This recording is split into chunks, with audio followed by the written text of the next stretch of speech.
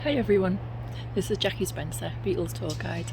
Do you know what? One of the things I took from the whole Get Back video, the documentary, was the fact that Mal Evans was always there. So what I wanted to do was to find out some more about Mal and his early life, and believe it or not, this is his birthplace. Malcolm Frederick Evans was born on the 27th of May 1935 here at number 31 Lawn Street in the district of Fairfield in Liverpool. This was in fact his grandparents' home where his mum had grown up. His mum was Joan Hazel Evans. His grandfather was Alexander, and according to the 1911 census, he was a man from the motor trade. He was a coach builder. His wife was called Annie.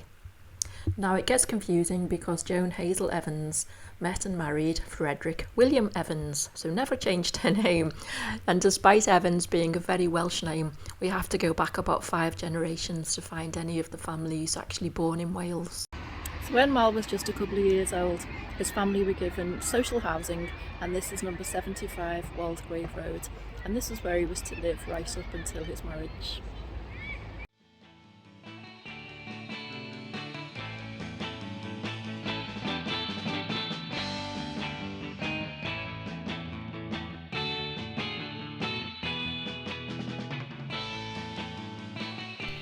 Mal met local Liverpool girl Lily White at New Brighton Fair, just a ferry ride across the River Mersey.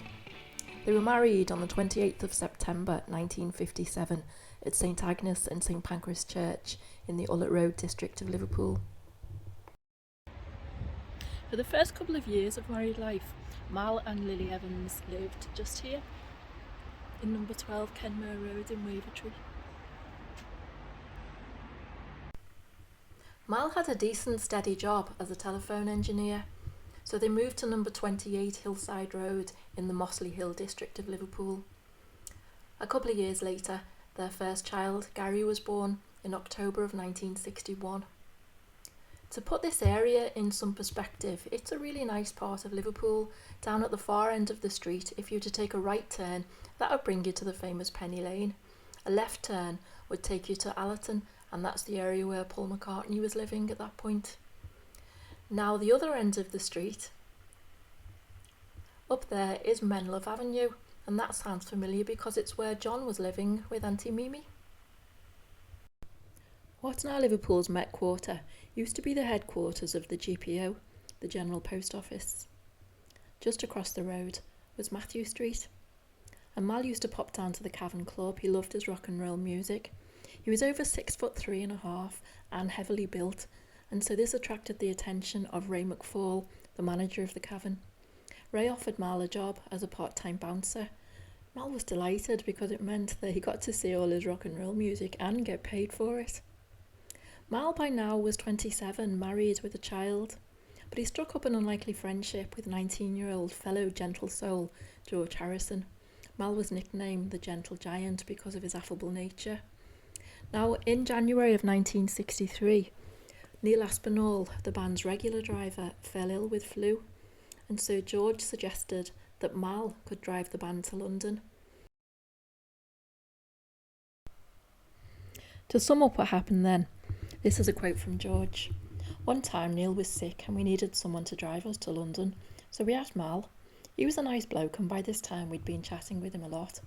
He had to take a couple of days off work to do it, and then as we were expanding with all the gigs, we realised we had to get someone else to drive the van and leave Neil to look after us and all our suits and all of that. It was a unanimous thought, so Mal left his job and he came to work for us." When Beatlemania started to take hold, Mal was very much in the eye of the storm, but Lily was still here in Liverpool with their son Gary, still living in Hillside Road. In April of 1966, she gave birth to a second child, a little girl named Julie Suzanne. When Mal broke the news to the band, they said, "Well, what are you doing here then? Get yourself to Liverpool." When Julie was about 1 year of age, the family left Liverpool for good, and they moved to a place called Sunbury-on-Thames.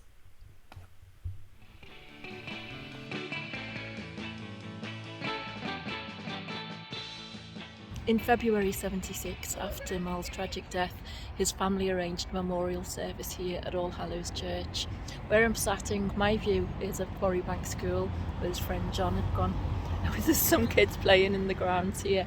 Kind of left it on in purpose. You can hear them playing and they're in Quarry Bank uniforms. They've just come out and you hear them. I have an article from the Liverpool Echo here, and in it Mal had written back to his family.